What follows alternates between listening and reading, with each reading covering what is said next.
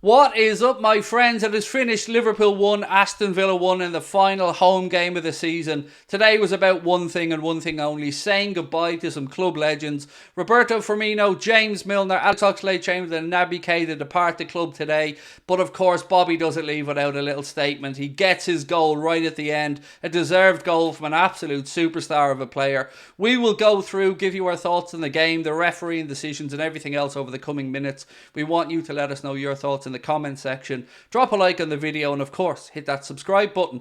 As you can see on the screen as well, we are brought to you with thanks to our friends at Circl, who have this fantastic new product, Match 5 Millions. You can match 5 numbers from 5 fixtures to be in with a chance to win £1 million. It is £2 to enter at the minute. If you'd like to play along with us, you need to be a UK resident, you need to be age 18 or over, and I need to make you aware it's a gambling product, so please always gamble responsibly.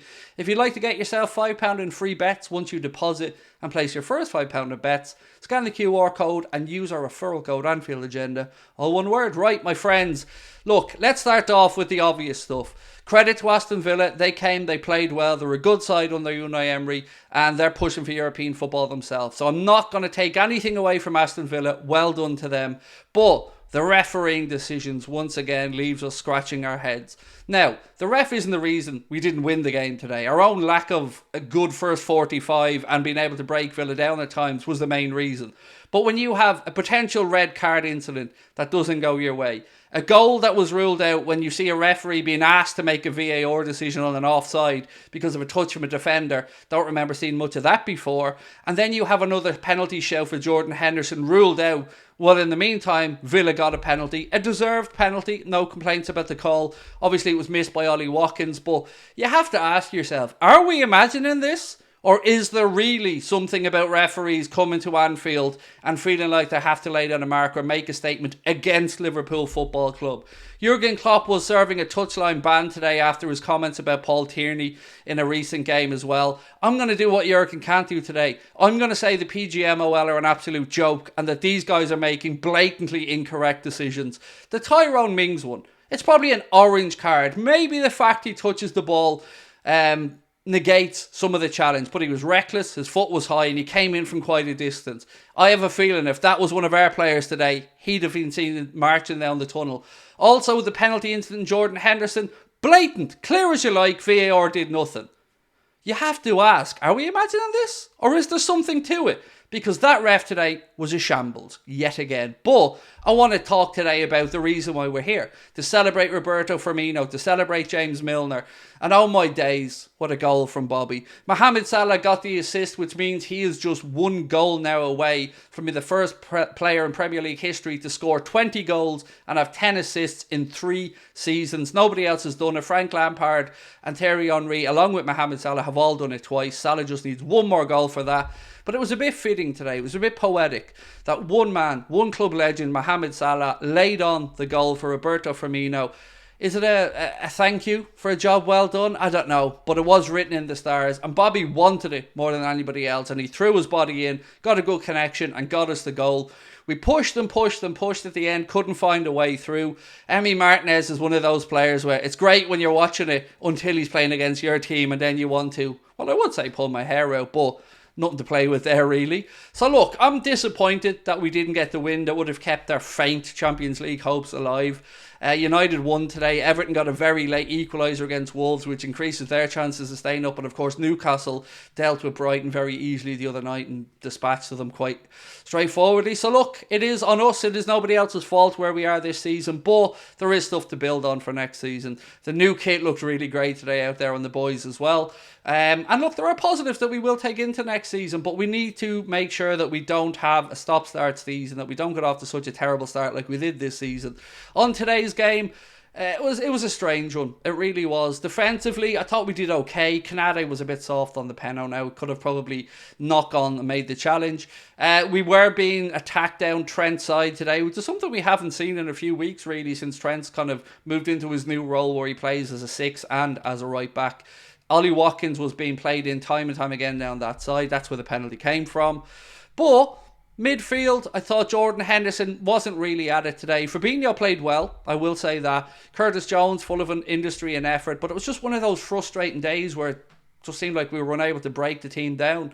And then we get on to our forwards. Diaz, look, shocker from Diaz today. Really, really poor. Time and time again, he was taking too much out of the ball, turning back into traffic. And there was one occasion on the left side where I think he was up against Matty Cash, if my memory serves correct. There's nobody behind Cash. There's about 15 yards left of the pitch. Diaz stands him up.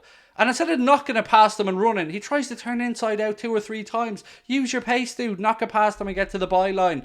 And yes, Mohamed Salah got an assist today, but again, I'd be lying if I said he wasn't very wasteful. Cody Gakpo didn't have his best game in Liverpool, sure, but that may be because he had a broken chest bone cavity because of that high boot that left a couple of marks on his body as well that was only worthy of a yellow, apparently, from the referee. So look, that is where we are with regards to the game today, but as I said, it's not about the game. It's about saying thank you to those club legends. It's about saying thank you for the service to the club.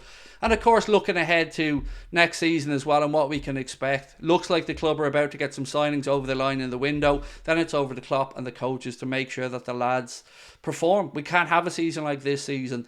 We're going to be in the Europa League next season. The final's going to be in Dublin. Something a bit poetic about that. Liverpool winning a trophy Klopp hasn't won before in my beautiful home city that would put us in pot 1 for the Champions League the season after. So fingers crossed we can do that. Looks like Brighton will be in that competition with us. Spurs losing today means that the race for that last place, the Europa Conference League place, is going to be between Spurs and Aston Villa probably. Let's wait and see what happens there. Although Brentford have pushed themselves maybe into a bit of contention.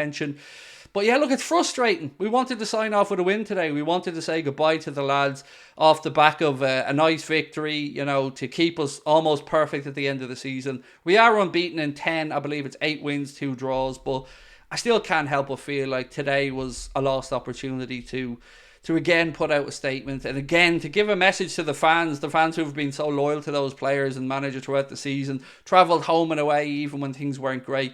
It would have been nice to get the send-off, but it wasn't to be. So, as I said, I want to know what you guys think. We do, of course, have a player ratings video coming up soon as well. Check that out. And a little bit of transfer talk. Now, as you're watching this, you probably know what I'm talking about, but I am about to go and record a video as well on the latest transfer story that, well, you probably know it, but I'm not going to spoil it because I want you to have a look at that as well. But I want to know your thoughts again in the comment section. Do drop a like if you do like the video, and of course if you haven't hit the subscribe button, please do. We're very close to hitting 171,000 subscribers. We wouldn't be here without your amazing support. As you may or may not know, next season all of our watch alongs will be back here on YouTube, so you'll be able to join us a little bit more hopefully for next season. But it's been an emotional one. It's been a tough day. I'm off with Connor to go up and watch Katie Taylor fight Chantel Cameron up in Dublin later on. Very nervous about that one as well. First fight in Dublin for Katie Taylor as a pro. I hope that she can get the win. It's going to be a difficult one. Now it's over to you guys. Let me know your thoughts. Let me know, do you agree or disagree with my version of the game? And of course, give me your favourite Bobby Firmino, James Milner memories.